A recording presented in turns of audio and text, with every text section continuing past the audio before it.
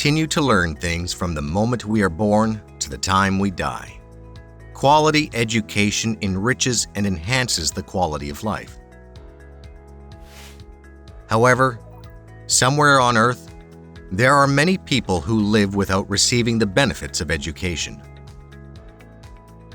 Among them, KOICA and Save the Children's Educational Capacity Promotion Project for ethnic minority children in Vietnam was an important project in the sense that it realized the meaning of the International Educational Development Cooperation Project. Let's find out what kind of results came out of this project.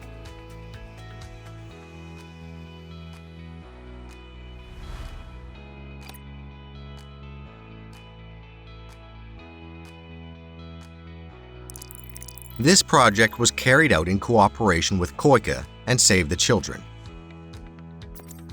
The aim was to enhance the competency of teachers and parents, improve the educational environment and accessibility for ethnic minority children, and raise awareness of schools and local communities about education tailored for minorities. Through this, the goal was to improve the learning readiness competency and academic achievement of minority children aged 3 to 11 in 3 regions of Vietnam. Through this evaluation, we were able to confirm various achievements of Save the Children's projects in Vietnam. First, let's take a look at the performance of this project in terms of relevance and consistency.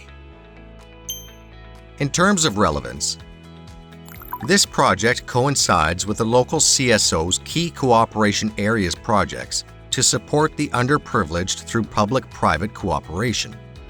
A project execution system with various organizations, Save the Children Korea and Vietnam, has been properly established. In addition, although sufficient indicators were not reflected from the planning stage, activities were appropriately changed according to risk assessment, such as providing stakeholder education in order to prevent human rights violations in the execution of the project. In terms of consistency, it is crucial that this project was carried out in collaboration with partner organizations. Save the Children Korea and Save the Children Vietnam has helped to systematically secure the demand, effectiveness, and validity of their long-running educational projects. As the Korea International Cooperation Agency's partnership came in, it was a project with a high synergy effect in the education field of public and civil society institutions in Korea and Vietnam, as not only the schools where Save the Children had been conducting educational activities, but also external activities expanded significantly. In particular, the outcomes of this project were highlighted in terms of the effectiveness of the project. As a result of reviewing the effectiveness of this project, the output is largely the purpose of this project, which consists of 1. Improving the educational capabilities of teachers and parents. 2. Enhancing the quality of educational environment and improving accessibility for minority children. And 3. Raising awareness of schools and local communities about education tailored for minorities. We had these 3 initiatives, and all indicators for each purpose have achieved their target values. The short-term outcomes of this project were 1. Improving the educational capabilities of teachers and parents. 2. Enhancing the quality of educational environment and improving accessibility for minority children. And 3. Raising the awareness of schools and local communities about education tailored to minorities. It is presented as detailed outputs by purpose, and all indicators have been achieved. The mid- and long-term outcomes of this project is the goal set forth in the project plan, improving the learning readiness competency and academic achievements of ethnic minority children aged 3 to 11 in 3 regions of Vietnam. And indicators are 1. The International Development and Early Learning Assessment Score Improvement Rate of preschool children. And 2. The literacy and numeracy score improvement rate of elementary school students were presented based on the achievements, and all of them were achieved. As a result of the on-site survey, all the beneficiaries of the project answered positively about the effectiveness of this project and answered that it had a positive effect on the enhancement of students' scores, indicating this project to have been highly effective.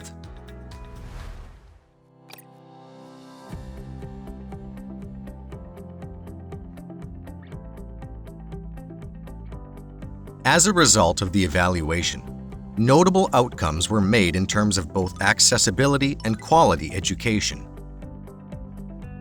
First, we educated teachers and parents respectively on emergent literacy and math teaching methods.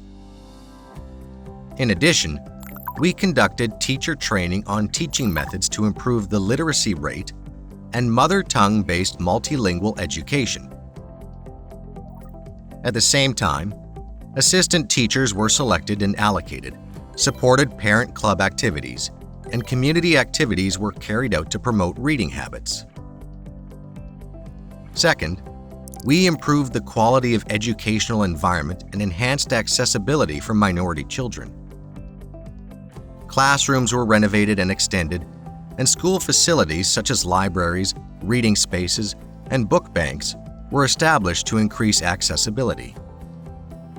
In addition, we provided textbooks and books, and at the same time, we developed teaching materials that were tailored according to the context, age, and culture specific. Lastly, we have raised awareness of schools and communities about education tailored to minority children. We discovered best practices and achievements, produced them as data, and shared them with the public. In addition, the government advocated the emergent literacy in math, as well as literacy teaching methods. In other words, results were derived by advocating for the adoption of ELM, LB, and MTBMLE at the province and district levels.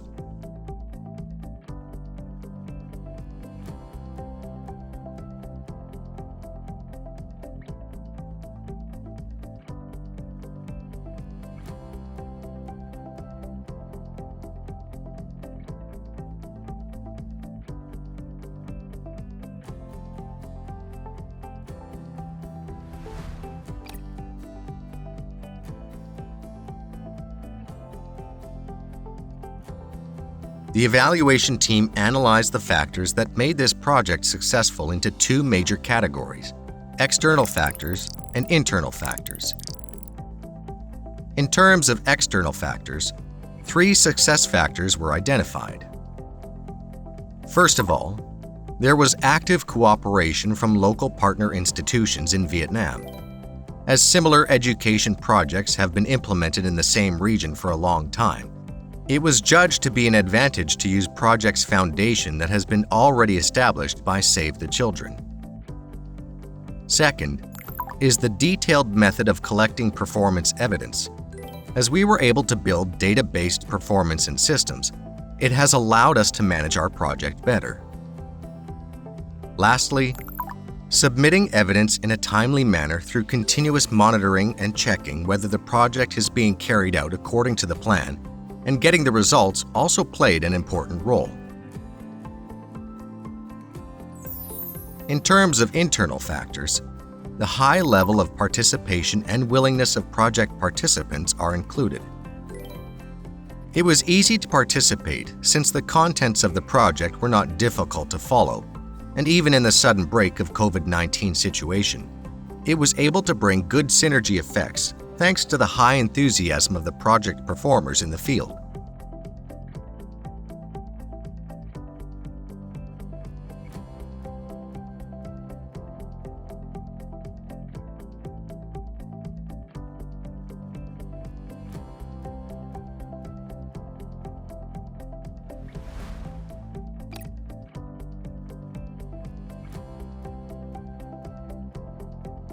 The evaluation team suggested 3 aspects: structural and content aspects, and the need for follow-up projects to expand results.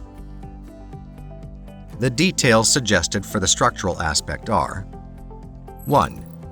Introduction of change theory in project design. 2. Accounting management and administrative procedures. 3. Collection of data and securing reliability. 4. Collaboration with the recipient institutions. And 5. Interim monitoring. In terms of content aspect, measures to reduce the workload of the education and training agency and frontline school teachers, fill the class gaps caused by insufficient teachers participating in the project from minority regions, and proposing a solution to expand and maintain the manpower of assistant teachers. In addition, as the culture of the country and the timing of project execution matched well, resulting in synergy effect, it is important to discuss the need for follow-up projects to expand results and emphasize the need for collaborating with various organizations when carrying out follow-up projects. Lastly, this project reflects the characteristics of the education project well. There is an important lesson to be learned from the fact that it is a project that emphasizes not only the quantitative aspect of monitoring performance, but also the qualitative aspect of educational performance and the quantitative approaches to education. Based on the surveyed educational data collected in this project, including teacher groups' differences as well as regional and gender differences, further analysis is needed in the near future that can be utilized in similar projects in Vietnam and nearby regions. Quantitative and qualitative outcomes like this that deal with the qualitative aspects of education is expected that by making good use of them can be linked to more strategic follow-up activities in the field of education. For example, an analysis of the limiting factors that occur in provision of quality education by teachers in ethnic minority groups, analysis of educational problems according to parents' educational backgrounds, and differences between regions' reading rates between male and female students.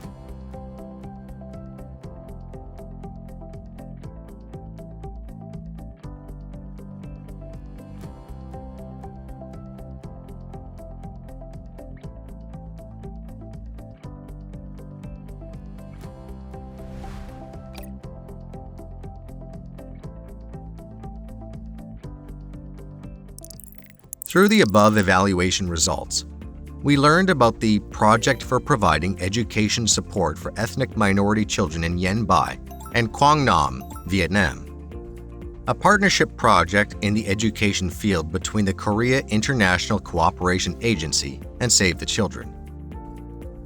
Beyond strengthening access to education, what kind of efforts do you think are needed for a new educational development cooperation project for the generation who are concerned about the quality of education? Please leave your comments so that the KOICA project can help create a new paradigm for projects related to education. For more evaluation content, don't forget to subscribe, like, and set notifications.